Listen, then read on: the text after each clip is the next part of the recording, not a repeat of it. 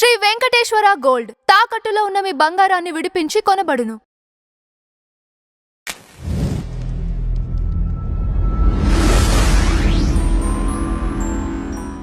శాంతి మతం లేకపోతే ప్రేమ మతం అని చెప్పుకునే ఈ మతంలో ఇంత హింసాత్మకంగా లేదు అంటే ఇంత ద్వేషంగా అంటే అన్యులు అనే వాళ్ళు ప్రతి ఒక్కళ్ళ పట్ల ఇంతే ద్వేషంతో ఉంటారా? ఇంత ద్వేషాత్మకంగా ఇలా బైబిల్ ప్రకారమే ఇది చదివిన తర్వాతే ఇలా అయిపోతారు అనేది నాకున్న ప్రధానమైన డౌట్. నేరస్తుల్ని ఎంత కఠినంగా శిక్షిస్తే మనం ఏమన్నా తెలుసా? ఎస్, ప్రభుత్వం బాగా పనిచేస్తుంది, యంత్రంగా బాగా పనిచేస్తుంది, మమ్మల్ని పట్టించుకుంటున్నారు. ఇలాంటి దుష్టమృగాలు సమాజంలో తిరుగుతూ ఉన్నప్పుడు మాకు భద్రత లేదు.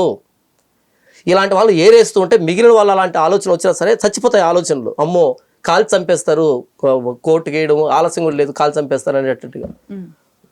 నేరస్తుల్ని ఎంత కఠినంగా శిక్షిస్తే మిగిలిన సమాజాన్ని అంత ప్రేమించినట్టు లెక్క. ఓకే, శిక్ష లేనప్పుడు అది అసలు ప్రభుత్వమే కాదు. జుడిషియరీ సిస్టమ్ ఏం పనిచేస్తుందంటే ఎప్పుడైతే లా అండ్ ఆర్డర్ మిస్ అవుతుందో అప్పుడు శిక్ష అమలు చేస్తుంది. ఇప్పటికీ మన భారతదేశం మీద ఉన్నటువంటి ఒక విధమైన దురభిప్రాయం ఏంటంటే, అభిప్రాయంగా ఉదాహరణకి వాస్తవం కూడా ఏంటంటే, ఎప్పుడో వాడు రేప్ చేశాడు, వాడికి శిక్ష పడడానికి 12 సంవత్సరాలు పట్టింది. నాకు ఇదే కావాలి. ఎప్పుడో అటాక్ జరిగింది అసెంబ్లీ మీద, వాడిని పెంచి పెంచి పెంచి పెంచి పెద్దోన్ని చేసి ఎప్పుడో చంపారు. అసలు ఆ ఉరి తీస్తున్నప్పుడు మిగతా వాళ్ళు తెలియదు, ఎందుకు తీస్తున్నా కూడా తెలియదు, వాడిని ఎందుకు చచ్చిపోతుంది తెలియదు అనమాట. చాలా స్లోగా నడుస్తుంది మన వ్యవస్థ అన్నది ఒక ఉన్నటువంటి అభిప్రాయం, సమాజంలో ఉన్నటువంటి అభిప్రాయం.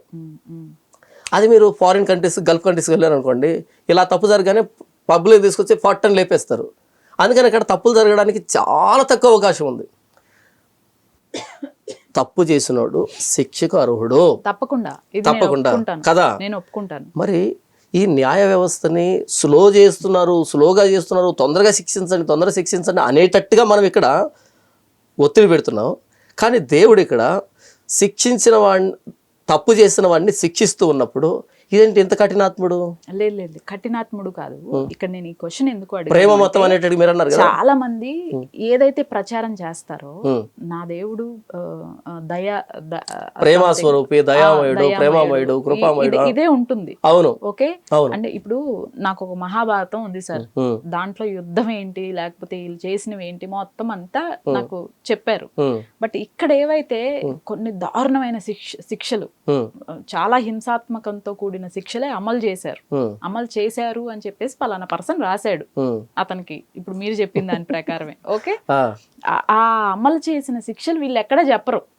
ఎంతసేపు ఈ దయామయుడు లేకపోతే కరుణామయుడు, అసలు రక్తపాతం అనేది తెలియనటువంటి దేవుడు, ఏ యుద్ధాలు ఏవి చేయనటువంటి దేవుడు అనేదే ప్రొజెక్ట్ చేస్తున్నారు తప్పితే ఇంత కఠినమైన శిక్షలు ఉంటాయి, ఇంత కఠినమైన అనేది నిజంగా మీరు ఎక్కడైనా ప్రచారం చేస్తారు? కంప్లీట్ గా ఆరో మిస్ అయింది మీరు అడిగిన ప్రశ్నలో. ఓకే, మీరు కంప్లీట్ గా దాన్ని పక్కతో తీసుకెళ్ళి నేను చెప్తాను వినండి. తప్పకుండా. ఇప్పుడు బైబిల్ తీసుకొచ్చాను నేను ఇక్కడ, నేను పాస్టర్ని. సంవత్సరంలో 52 ఆదివారాలు బైబిల్ అంతట్లో ఈ చివరి ఆ చివరి దాకా ఏదో మొత్తం ప్రకటిస్తాం మేము. అర్థమవుతుందా? ఇక్కడ ఇది లేదు కాదు, ఇదంతా ఉన్నప్పుడే దేవుడు ఒరిజినల్ ఆయన 360 degreesలో ఏంటో తెలుస్తుంది. ఆయన ప్రేమాస్వరూపి, ఆయన న్యాయవంతుడు, ఆయన పరిశుద్ధుడు, ఆయన తండ్రి, ఈ 4 యాంగిల్స్ కలిసినప్పుడు ఆయన దేవుడు అవుతాడు. ఏ యాంగిల్ మిస్ చేసి ఆయన దేవుడు కాదు. ఆయన తండ్రి, మనల్ని పుట్టించాడు, మనల్ని ప్రేమిస్తున్నాడు, మనల్ని పోషిస్తున్నాడు, మమ్మల్ని కాపాడుతున్నాడు, ఆయన తండ్రి ఫాదర్. ఆయన న్యాయవంతుడు, జడ్జి. ఆయన న్యాయవంతుడు ఖచ్చితంగా శిక్ష ఉంటుంది, ఎవరిని వదిలిపెట్టాడు తప్పు చేస్తే న్యాయవంతుడు. ఆయన పరిశుద్ధుడు అంటే పాపాన్ని అసలు నిర్రక్షించాడు. తర్వాత ఆయన ప్రేమాస్వరూపి, ఆయన ప్రేమై ఉన్నాడు. ఈ 4 యాంగిల్స్ కలిపినప్పుడే దేవుడు అవుతాడు, బైబిల్ ఉన్న దేవుడు. ఇప్పుడు మీరు టచ్ చేసిన యాంగిల్స్ అంటే తెలుసా? ఆయన జడ్జ్ అనే యాంగిల్ టచ్ చేశారు. ఆయన జడ్జ్ అనే యాంగిల్ మీరు టచ్ చేసేంత మాత్రం చేత ఈ 3 మీద చెప్పట్టేదని కాదు, ఈ 4ని కలిపి చెబుతాం. అందులో ప్రేమ ఎలా ఉందో, అందులో న్యాయం ఎలా ఉందో, అందులో పరిశుద్ధత ఎలా ఉందో, అందులో ఆయన ఫాదర్ హార్ట్ ఎలా ఉందో మొత్తం కలిపి చెబుతాం. ఈ 4 కలిపినప్పుడే ఒక థ్రెడ్ అవుతుంది, దేవుడు అనేటువంటి థ్రెడ్, దేవుడు అనేటువంటి యాంగిల్ బయటకు వస్తుంది. ఒక యాంగిల్ తీసుకుని తప్పైపోతుంది. మీకు ఉదాహరణ చెప్తారు, మీరు చికెన్ కర్రీ వండుతారు కదా, వండినప్పుడు ఏంటంటే వండక ముందు వంటగదిలోకి వచ్చి ఆ చికెన్ ముక్కలు నోట్లో వేసుకొని చిచి ఏంటి ఇది ఎలా ఉంది, నీ శ్వాసం వస్తుంది, ఇది ఎలా వండుతావు అంటే కనుక పొరపాటు. ఒక కొత్తిమీర నోట్లు వేసుకొని ఏంటి ఇది ఇంత అసహ్యంగా ఉంది, ఆ మిర్చి నోట్లు వేసుకొని ఇంత కారంగా ఉంది అని అంటే కనుక మీరేమంటారు తెలుసా, ఒరే నాయన ఒక అర్ధ గంట బయట డైనింగ్ హాల్ దగ్గర ఎదురు చూడు అని అంటావు. అర్ధ గంట తర్వాత ఈ కారాన్ని, ఈ పులుపుని, ఆ కొత్తిమీరని, అది మొత్తం అంతా చేసేసి ఒక డిష్ రూపంలో ఆ డైనింగ్ టేబుల్ మీద పెట్టినప్పుడు అప్పుడు నోట్లో ముక్క పెట్టుకున్నప్పుడు బా ఏముందనిపిస్తుంది. అదే వంటకు ముందు పెట్టుకున్నాం అనుకో అప్పుడు ఏమవుతుంది, ఏంటి ఇంత నీ సువాసన, ఇంత బాగలేదనిపిస్తుంది. కాబట్టి ఏంటంటే దేవుళ్ళు ఒక కోణాన్ని బయట తీసినప్పుడు అపార్థమవుతాడు, ఇంకో కోణాన్ని తీసినప్పుడు అపార్థమవుతాడు. 4 కోణాలు కలిపి దేవుణ్ణి చూసినప్పుడు అంత మాధుర్యంగా అనిపిస్తాడు. గవర్నమెంట్ ఎంతసేపు అందరిని ఎన్కౌంటర్ చేస్తుంది అనేదే మీరు కనుక చూశారనుకోండి, అమ్మో క్రూరత్వం కనపడుతుంది. ఇప్పుడు సజ్జనార్ ఉన్నాడు, సజ్జనార్ చేతిలో ఎన్కౌంటర్ చేయబడినటువంటి వాళ్ళ కుటుంబాల దగ్గరికి వెళ్ళి సజ్జనార్ మీద అభిప్రాయం ఏంటని అడగండి, ఏం చెప్తారు వాళ్ళు, అమ్మో ఎంత దుర్మార్గుడు అనేటట్టు వాళ్ళు మాట్లాడతారు. కానీ ఈ చనిపోయినటువంటి అత్యాచారం చేయబడినటువంటి ఈవిడ ఉంది కదా, వీళ్ళ కుటుంబం దగ్గరికి వెళ్ళి సజ్జనార్ మీద మీ అభిప్రాయం చెప్పండి అంటే ఆయన దేవుడు మాకు న్యాయం చేశాడు అంటారు. ఓకే, ఒక పర్సన్ని చూసే యాంగిల్ బట్టి ఉంటుంది. సో ఇప్పుడు మనం బయట నుంచి ఆలోచిద్దాం, ఎస్ వాళ్ళు తప్పు చేశారు, శిక్ష పడింది, ఆవిడ చనిపోయింది, ఆవిడకి న్యాయం జరగాలి. సో వ్యవస్థ మంచిదే, చూసే కోణంలో ఉంటుంది. ఎంతసేపు ఒక పోలీస్ అని కానీ ఇలా షర్ట్ పైకి తీసుకొని లాఠీ పట్టుకొని దన కొడుతున్నప్పుడు దాన్ని కనుక కెమెరా బయట పెట్టు చూడు ఎంత క్రూరుడు, ఎంతో ఎలా కొడుతున్నా అనిపిస్తుంది.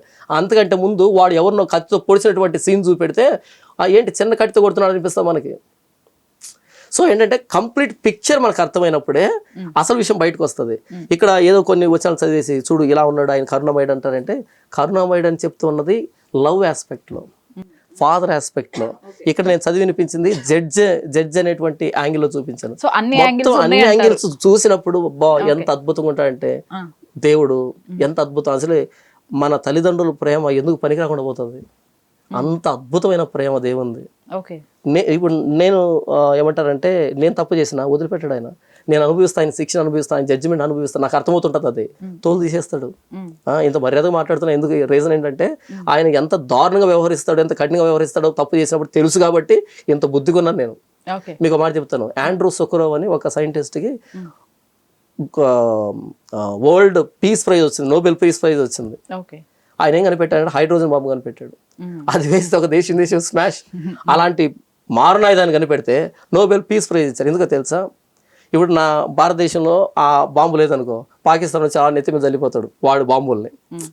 అలా కాకుండా నా దగ్గర ఒక బాంబు ఉందంటే వాడు మర్యాదగా ఉంటాడు, మట్టంగా ఉంటాడు, ఏం అసలు మాట్లాడు. ఎందుకని, సో నువ్వు ఏదైనా చేస్తాను నేను కూడా దాడి చేస్తాను అన్నప్పుడు మర్యాదగా ఉంటాడు.